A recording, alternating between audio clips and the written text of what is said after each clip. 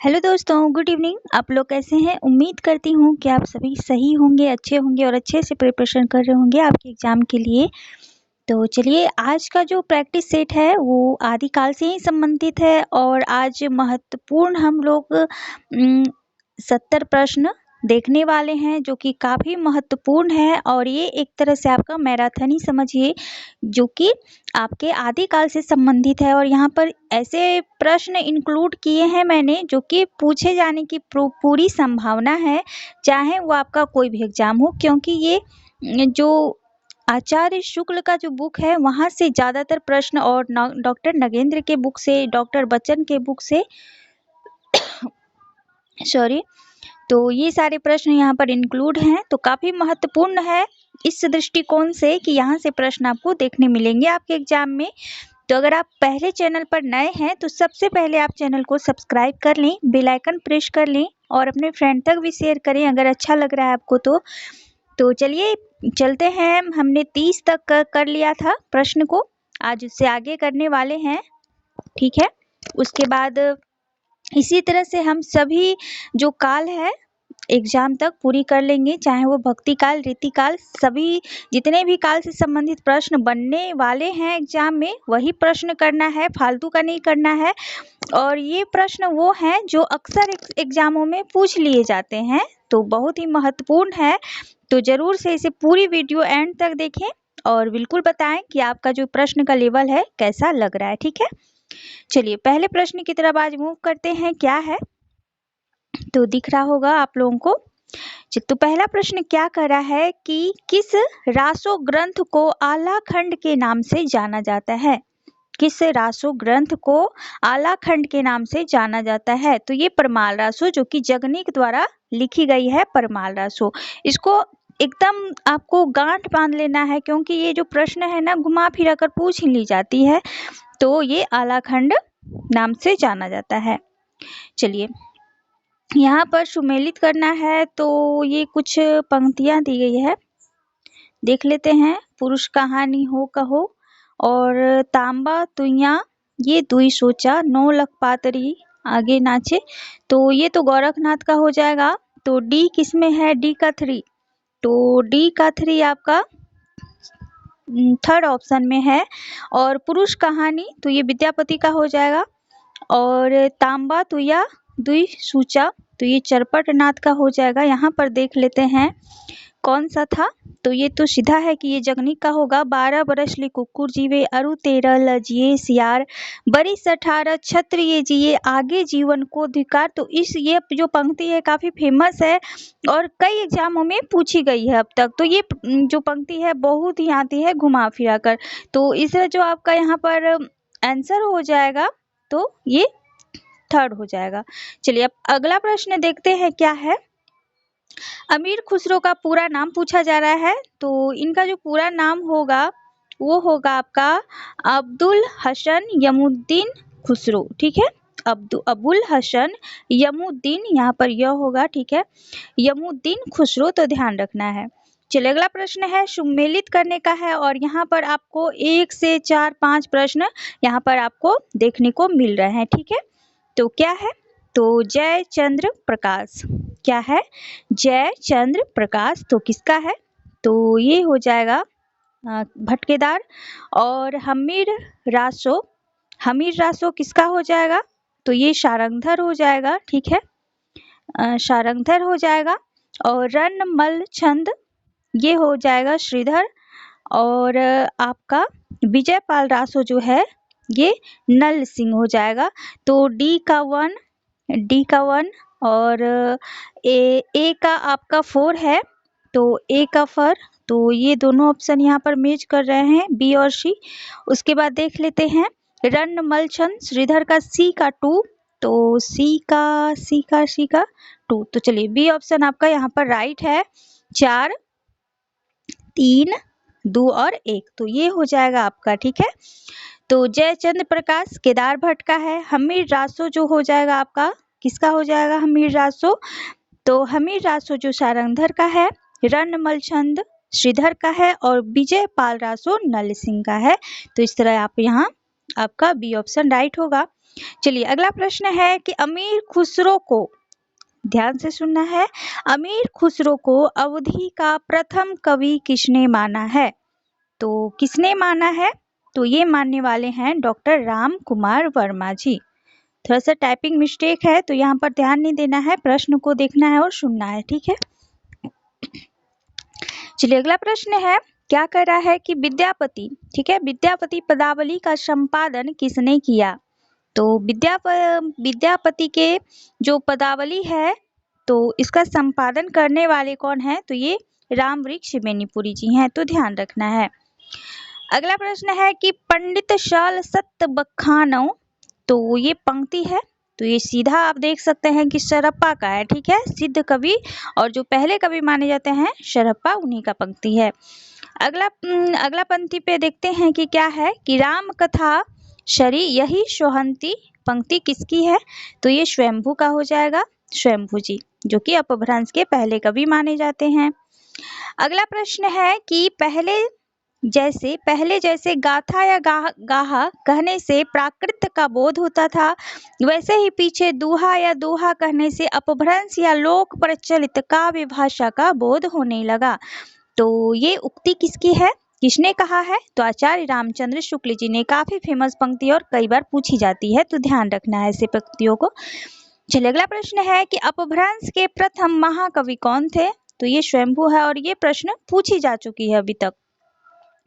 अगला प्रश्न है कि मिश्र बंधु द्वारा मिश्र बंधु विनोद ग्रंथ कितने भागों में है? तो कितने भागों में है? तो 4 भागों में है, तो सी ऑप्शन आपका राइट होगा। अगला प्रश्न है कि जनता की चित्त वृत्ति का संचित प्रतिबिंब ही साहित्य है, कथन किसका है? तो ये भी रामचंद्र शुक्ल जी का है और यहाँ पर ज्यादातर प्रश्न जो है शुक्ल जी के बुक से ही यहाँ पर ली गई है।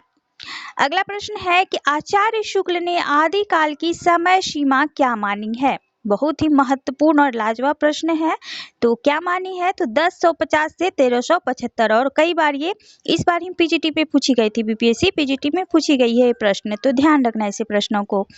चलिए अगला प्रश्न है कि हिंदी साहित्य का आरंभ माना जाता है, तो कहाँ से माना जाता है?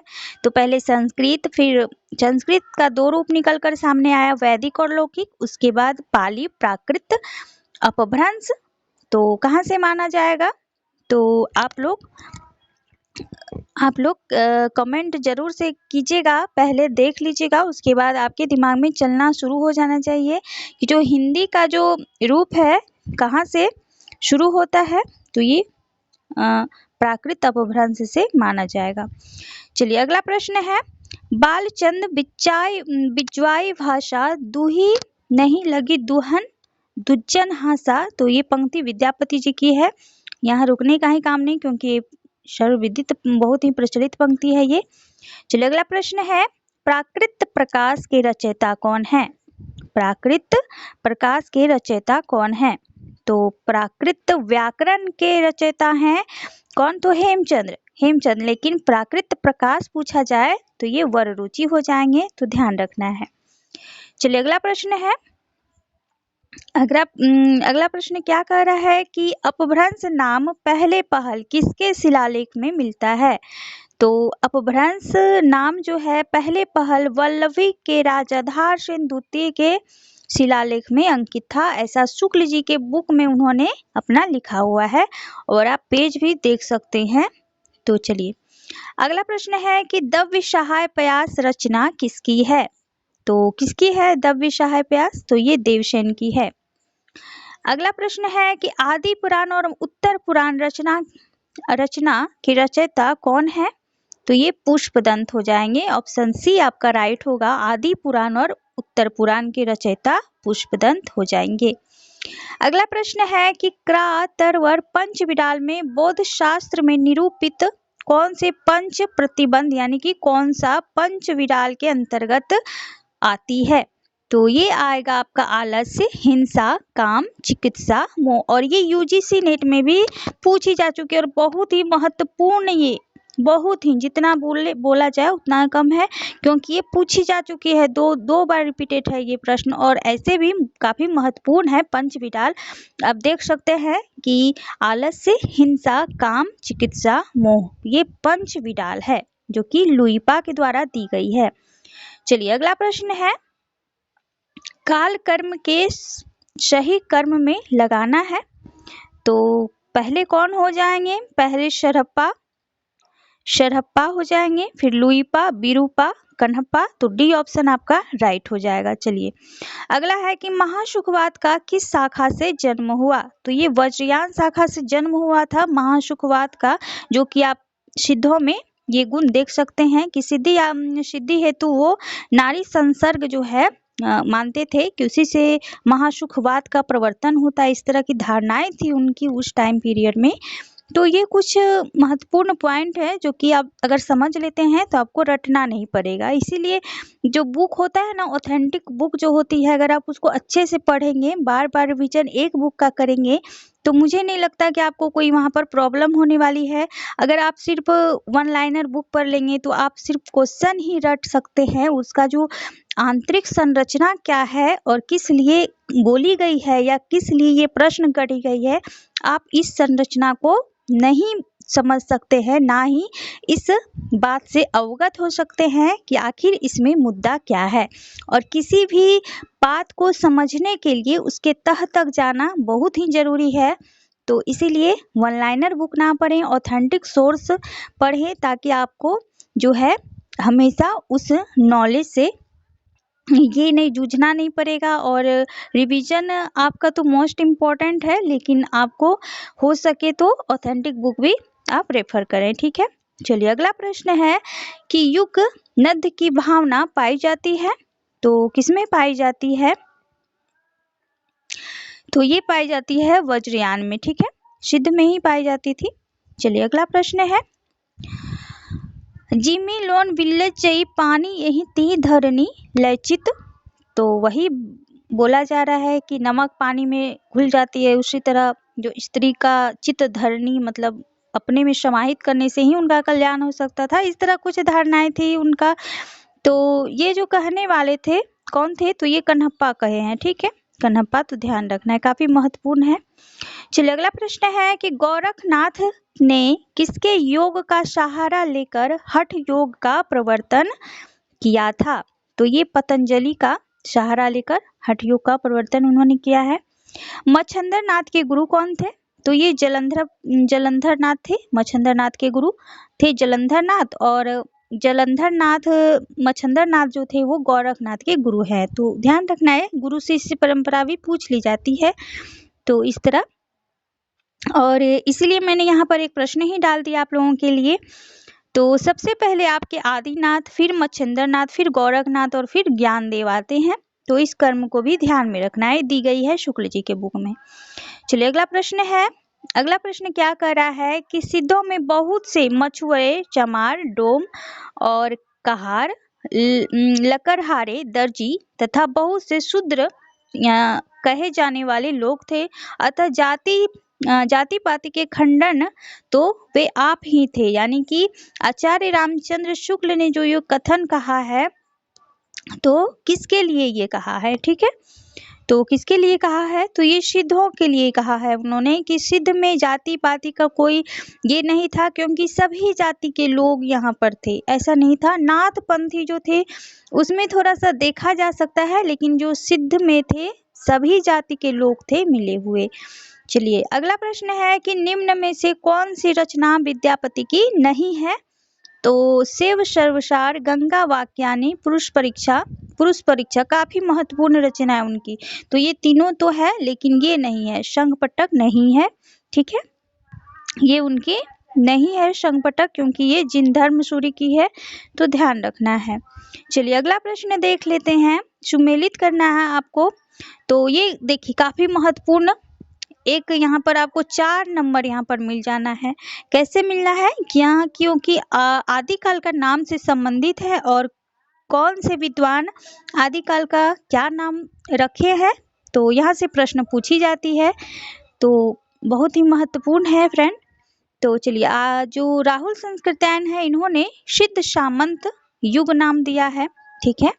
गणपति चंद्र गुप्त आरंभिक काल, मिश्र बंधु प्रारंभिक काल। देख सकते हैं कि थोड़ा सा माइनर आरंभिक और प्रारंभिक में कितना माइनर अंतर दिया गया है। और ग्रेसन चारण काल। तो ए का 4 हो जाएगा आपका। तो दो ऑप्शन में यहाँ पर देख सकते हैं आप। उसके बाद गणपति चंद्र गुप्त जो है आरंभिक काल मानते हैं, तो बी का 1 होगा। तो इस तरह बी ऑप्शन आपका राइट होगा। ठीक है। चलिए अगर आप नोट कर लें तो ज्यादा अच्छा होगा, कुछ महत्वपूर्ण है यहाँ पर। चलिए अगला प्रश्न है कि आचार्य रास जग चरित्र शैलियां किसमें पाई जाती थी? तो ये पाई जाती थी आपका जैन साहित्य में। ठीक है, जैन साहित्य में पाई जाती थी। अगला है कि लघु नय चक्र, दर्शन सार, श्रावकाचार आदि ग्रंथ किसके हैं? तो ये देवसेन के हैं। काफी महत्वपूर्ण है सभी ग्रंथ। आगे है कि प्राण संकली शब्दी नरवय बोध पंचमात्रा जो, तो इस तरह के जो ये ग्रंथ हैं किसके हैं? तो ये गोरखनाथ के हैं। और गोरखनाथ के अन्य भी ग्रंथ हैं, आत्मबोध है, सर्पवार है, ज्ञान तिलक है, रोमावली है। तो इस तरह के जो काफी हैं, महत्वपूर्ण है आदि ग्रंथ।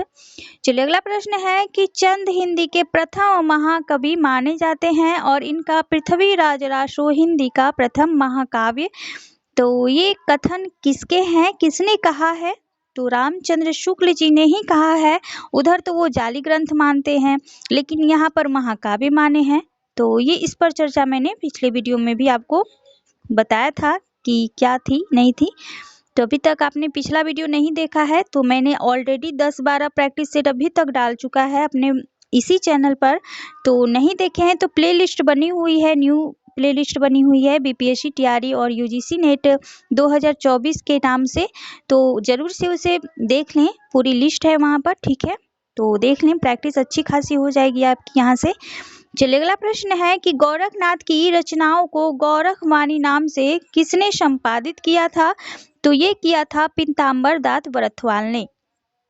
अगला प्रश्न है कि भाषा सर्वेक्षण क्या है? भाषा सर्वेक्षण के रचयिता हैं तो ये ग्रेसन महोदय हो जाएंगे। काफी महत्वपूर्ण है इनकी ये बुक। अगला क्वेश्चन है कि कवि रोलाकृत राउलवेल ग्रंथ के विषय में असत्य कथन आपको बताना है।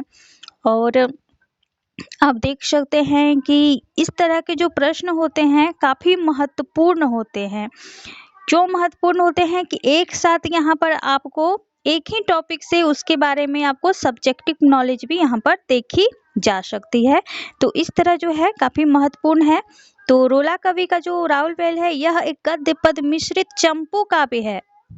देखिए चंपू काव्य है क्या? राउलवेल रोला कवि की, और 10वीं की है, 10वीं शती की है, 10वीं 11वीं शती की है। ठीक है, और इसका समय 13वीं शती है। तो यही गलत होगा। ठीक है, बी ऑप्शन आपका गलत होगा। बाकी यह धार के एक शिलालेख में अंकित है, शिलांकित कृति है ये। और इसमें नखशिख वर्णन की श्रृंगारिक परंपरा का आरंभ माना जाता है। तो आप देख सकते हैं कि यहाँ पर जो आपका ये 67वां प्रश्न है सब्जेक्टिव टॉपिक है, और एक साथ आपका 4-5 प्रश्न यहाँ से ऑलरेडी तैयार हो जाना है। ठीक है, अगला प्रश्न है कि आध्यात्मिक रंग के चश्मे आजकल बहुत सस्ते हो गए हैं, उसे चढ़ाकर जैसे कुछ लोगों ने गीत गोविंद के पदों को आध्यात्मिक संकेत बताया है, वैसे ही विद्यापति के पदों को भी। तो ये मशहूर उक्ति किसकी है? तो ये रामचंद्र शुक्ल जी का ही है, जो कि उन्होंने विद्यापति पर कटाक्ष किया था। तो इसलिए अगला प्रश्न है कि भाव न हो या भाव न होई, तो ये तो लुई पाई का है। ठीक है, किसका है? लुई पा का है, लुई पा का है। ये प्रश्न बहुत ही महत्वपूर्ण है, पूछी गई है। चलिए अगला प्रश्न है तो लुई पा का है, सी ऑप्शन आपका राइट होगा। अगला प्रश्न है कि जब तक अपनी गृहिणी का उपभोग ना करेगा तब तक पंचवर्ण की स्त्रियों के साथ विहार क्या करेगा? देख सकते हैं जो अभी मैंने चर्चा किया कि सिद्ध में जो इस तरह के कोटेशन काफी मिलते हैं, और उनका जो सिद्धि रूपी जो तंत्र था कि महानिर्वाण, यानी जैसे महानिर्वाण प्राप्त के लिए बुद्ध निकल गए थे घर से, और जो सिद्ध थे, सिद्ध क्या करते थे कि वो स्त्री को ही अपने महानिर्वाण यानी क्या बोलते हैं कि जो उनको चाहिए था वो किससे मिल सकता था। तो स्त्री को संसर्ग में रखकर उन्होंने महासुखवाद का प्रवर्तन किया है। इतना समझ लीजिए, यहाँ पर एक छोटी सी बात है काफी महत्वपूर्ण, और इसी से उनका पूरा सिद्ध काल का जो है, सिद्ध युग का जो कह सकते हैं, सिद्धि मार्गियों का यहीं से एक प्रवर्तन शुरू हुआ था। तो स्त्री संसर्ग उनके लिए काफी महत्वपूर्ण है। और यहाँ इस कोटेशन के माध्यम से भी आप समझ सकते हैं कि जब तक अपनी गृहिणी का उपभोग ना करेगा तब तक पंचवर्ण की स्त्रियों के साथ विहार क्या करेगा। तो किसने कहा है? तो ये कन्हप्पा जी थे कहने वाले, और कौन कह सकता है भाई, मशहूर थे वो। चलिए अगला प्रश्न है कि आचार्य शुक्ल ने हिंदी साहित्य का इतिहास ग्रंथ लिखने में किन पुस्तकों से सामग्री ली थी। काफी महत्वपूर्ण है, ये समझ रहे हैं, काफी महत्वपूर्ण है। तो किससे लिया था उन्होंने सामग्री? तो लिया था उन्होंने मिश्र बंधु विनोद था, कविता कौमुदी, हिंदी कवित्र रत्नाकर और वज्र माधुरी। काफी महत्वपूर्ण है ये चारों बुक, तो लिया था उन्होंने, यहाँ से सोर्स अपना उठाया था। चलिए अगला प्रश्न है, क्या है कि गोरखनाथ ने अपने ग्रंथ का प्रचार कहाँ किया था। गोरखनाथ ने, जो कि नाथपंथी थे, नाथ संप्रदाय का उन्होंने प्रवर्तन किया। तो गोरखनाथ ने अपने ग्रंथ का प्रचार कहाँ किया? तो कहाँ किया था? तो ये पश्चिमी भाग यानी कि राजपुताना और पंजाब के जो स्थान थे वहीं पर इन्होंने, बालनाथ का टीला बोला जाता है, तो वहां पर इन्होंने जो किया था प्रवर्तन, अपने ग्रंथ का प्रचार प्रसार किया था इन्होंने, नाथपंथी वाले। अगला प्रश्न है कि नाद और बिंदु के योग से जगत की उत्पत्ति सिद्ध और हठ योगी दोनों मानते थे। देखिए आप यहाँ पर विरोधाभास आपको दिख रहा होगा कि नाद और बिंदु के योग से जगत की उत्पत्ति सिद्ध और हठ योगी यानी कि कौन, नाथ संप्रदाय दोनों मानते थे। किसने कहा है इस तरह के जो कथन, किसने कहा है? तो ये शुक्ल जी ही कहते हैं, दूसरा कौन कर सकता था? उनको ही तो ये सिद्धनाथ और जैन से बहुत ज्यादा जो विवाद था उनको, वो सिर्फ क्या समझते थे कि इसको साहित्य कृति में स्थान नहीं दिए, उन्होंने क्या क्या बाहर कर दिया। लेकिन हजारी प्रसाद द्विवेदी ने क्या किया कि इनके बिना तो आदिकाल संभव ही नहीं है भाई, तो उन्होंने फिर ऐड कर दिया। तो इस तरह का जो दोनों में हमेशा विरोधाभास देखा जाता है, उनकी उक्तियों के माध्यम से भी आप देख सकते हैं। चलिए अगला प्रश्न है, प्रबंध चिंतामणि ग्रंथ के लेखक कौन है? तो ये मेरुतुंड है, मेरुतुंड है। अगला प्रश्न देख लेते हैं क्या है, राय बहादुर पंडित गौरी शंकर, थोड़ा सा देखिए टाइपिंग मिस्टेक यहाँ भी है, गौरी शंकर हीराचंद ओझा रासों में वर्णित घटनाओं तथा समवर्तों को बिल्कुल भाटों की कल्पना मानते हैं। किसका कथन है? बहुत ही महत्वपूर्ण कथन है ये। तो किसका कथन है? तो ये भी शुक्ल जी का ही कथन है। देख सकते हैं कि उन्होंने किस तरह के बातें बताई है सभी को। चलिए अगला प्रश्न है कि भाषा की कसौटी पर यदि ग्रंथ को कसते हैं तो और भी निराशा होना पड़ता है, यानी कि निराश होना पड़ता है, क्योंकि ये बिल्कुल बेठिकाने हैं। क्या बोल रहे हैं कि बिल्कुल बेठिकाने, यानी कि कोई इनका ठिकाना नहीं कि कहाँ का शब्द, कहाँ कौन सा काल, किस प्रवृत्ति का, मतलब कुछ भी नहीं है, सब मिला जुला रूप था, ऐसा शुक्ल जी का मानना था। किसके बारे में था? तो किसके बारे में बोल सकते हैं? तो पृथ्वीराज रासो के बारे में बोलेंगे, क्योंकि पृथ्वीराज रासो को तो उन्होंने जाली बता दिया, और इधर क्या करते हैं कि उसे हिंदी का महाकाव्य मान लेते हैं, प्रथम महाकाव्य। तो देख सकते हैं कि कॉन्ट्राडिक्टी दोनों में किस तरह दिखाई दे रहा है, उनके खुद के बातों में ही कभी वो मानते हैं, कभी नहीं मानते हैं, कभी घर में बिठाते हैं, कभी बाहर कर देते हैं। तो मतलब अब शुक्ल जी ही जाने। चलिए अगला प्रश्न है कि आला का मुख्य केंद्र कहाँ है? तो मुख्य केंद्र से यहाँ, मुख्य केंद्र के रूप में यहाँ गाया जाता है। तो आला का जो मुख्य केंद्र यानी कि आला, समझिए कि प्रश्न का जो, क्वेश्चन का जो क्या है कि पूछा जा रहा है कि आला जो है, आला जो कि परमाल रासों के रूप में भी आप जानते हैं और उसे आला कहा जाता है। तो आला जो है किस रूप में गाया जाता है और कहाँ गाया जाता है? तो बेशवारा होगा, ठीक है, बेशवारा, अवधि बेशवारा। चलिए अगला प्रश्न है कि आदि काल में खड़ी बोली को काव्य की भाषा बनाने वाला पहला कवि कौन था? तो ये तो हमारे थे भाई अमीर खुसरो जी थे, जिन्होंने बहुत सारी मुकरियां भी लिखा है। तो चलिए अगला प्रश्न है कि कुमार प्रतिबोध किसका ग्रंथ है, साधारण से समझ लीजिए। तो कुमार प्रतिबोध जो ग्रंथ है ये सोम पर्व सूरी का है, ठीक है, सोम पर्व सूरी का है, तो ध्यान रखना है। अगला प्रश्न है, एक मिनट, अगला प्रश्न है कि निम्न में से किस जैन रास परंपरा व अपभ्रंश भाषा का पहला रास ग्रंथ माना जाता है? तो किसे माना जाता है? तो ये माना जाएगा उपदेश रसायन रास, उपदेश रसायन रास, जो कि 12वीं शती का है, ठीक है। कब की है? 12वीं शती का। और किसका है उपदेश रसायन रास, किसका है, आप जरूर से कमेंट कीजिएगा। चलिए, आप आज तो एक भी प्रश्न मैंने नहीं दिया, तो आज दे देती हूँ, ठीक है। तो उपदेश रसायन रास 12वीं शती का है, लेकिन किसका है आप जरूर से कमेंट कीजिएगा। चलिए, अगला प्रश्न है कि परमात्म प्रकाश और योग सार ग्रंथ किसके हैं? तो परमात्म प्रकाश और योग सार जो है ये जयंतु का हो जाएगा, 6ठी शताब्दी है, इनका टाइम पीरियड भी ध्यान रखना है आपको। और स्वयंभू 8वीं के हैं, शबरप्पा 8वीं के हो जाएंगे। तो ऐसे इस तरह सभी को ध्यान में रखना है, पूछ लेता है कभी कभी कर्म, तो आपको हर तरह से रहना है रेडी।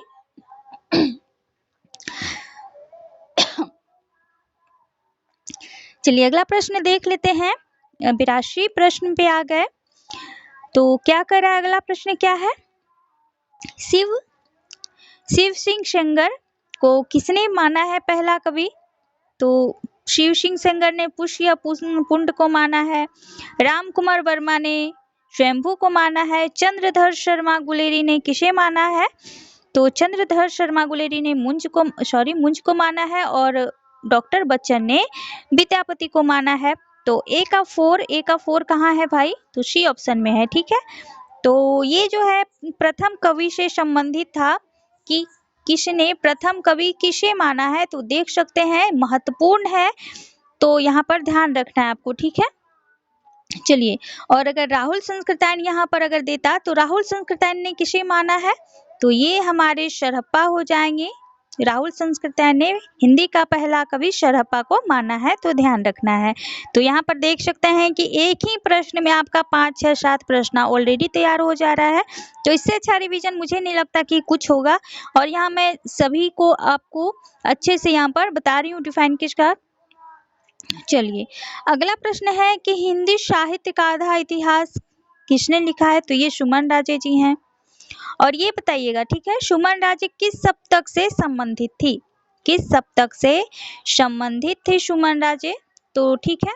चलिए, अगला प्रश्न है कि आदिकाल की परंपरा और प्रवृत्तियों को समझने के लिए किस पुस्तक से सहायता मिलती है? अगर आप आदिकाल की परंपरा को और उसकी प्रवृत्तियों को जानना चाहेंगे तो आपको किस पुस्तक से सहायता मिलती है? तो ये पुस्तक थी प्राकृत पेंगलम, ध्यान रखना है। अगला प्रश्न है कि रासो काव्य परंपरा में गेय काव्य कौन सा है? तो ये है विशल देव रासो, ठीक है, विशल देव रासो नरपति नाल जी का। अगला है कि दामोदर शर्मा कृत उक्ति व्यक्ति प्रकरण किस प्रकार का ग्रंथ है? काफी महत्वपूर्ण है, तो ये व्याकरण ग्रंथ है, ध्यान रखना है। अगला प्रश्न है कि प्रथम धर्मेतर रास ग्रंथ किसे माना जाता है? तो ये माना जाएगा संदेश रासक। और संदेश रासक जो है किसकी है, ये भी साथ साथ आप जरूर से बताएं। तो 2 प्रश्न हो गया आपका, तो दोनों बताना है आपको। चलिए, अगला प्रश्न है कि अभिमान मेरु की उपाधि किसे मिली थी, या किसने अपने आप को अभिमान मेरु कहा था? तो ये पुष्पदंत थे, ध्यान रखना है। ये नकलची थे भाई, नकल भी करते थे ये, कि स्वयंभू ने एक रात में लिख दिया रामायण, तो हम क्यों नहीं लिख सकते हैं?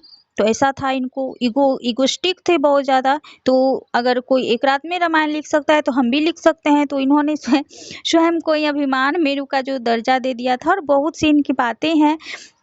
तो चलिए, कभी बात करेंगे अच्छे से। अगला प्रश्न है, क्या है 89 क्या कह रहा है कि काल कर्म आपको यहाँ पर रखना है। तो सबसे पहले आपका स्वयंभू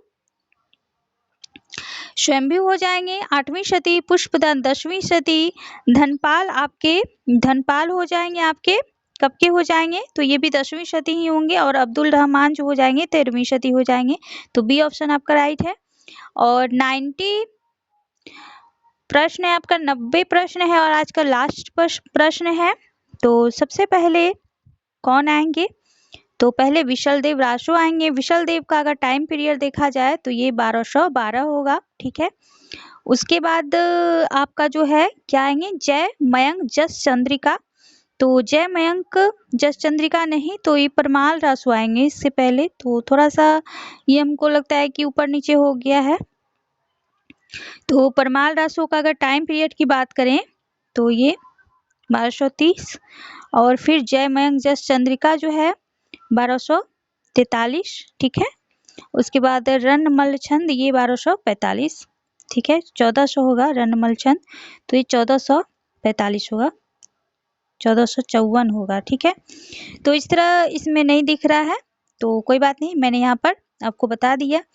तो चलिए, आई होप आपको अच्छी लगी होगी ये प्रश्न जो आदिकाल से संबंधित थे। सभी प्रश्न मैंने एक मैराथन ही आप समझिए, क्योंकि इसमें आपको मैंने 90 प्रश्न कराया है, तो काफी महत्वपूर्ण है। और ये सिर्फ 90 प्रश्न ही नहीं है, एक साथ एक प्रश्न के साथ 5-6 प्रश्न ऑलरेडी यहाँ पर आपको मिल जा रही है। और ये बुक से है, ऑथेंटिक बुक से है, तो बहुत ही महत्वपूर्ण है ये सभी प्रश्न। आप इसे जरूर से अच्छे से देखें, एंड तक देखें। और प्रश्नों का लेवल कैसा लग रहा है आपको जरूर से कमेंट करें। आप लोग कमेंट क्यों नहीं करते हो? आप लोग कमेंट कीजिए और मुझे पता भी चलेगा इससे। तो चलिए ठीक है, फिर मैं भक्ति काल से संबंधित वीडियो जल्द ही प्रस्तुत करूंगी। और सभी काल से संबंधित जो महत्वपूर्ण प्रश्न है, जो बनने की संभावना है, सारे मैं कराने वाली हूँ। तो अभी तक अगर आपने चैनल सब्सक्राइब नहीं किया है तो सबसे पहले चैनल को सब्सक्राइब कर दें, फ्रेंड तक भी शेयर करें अपने। चलिए, थैंक यू सो मच। फिर मिलती हूँ एक नए वीडियो के साथ, नए प्रैक्टिस सेट के साथ। तब तक बने रहे मेरे साथ। Thank you so much.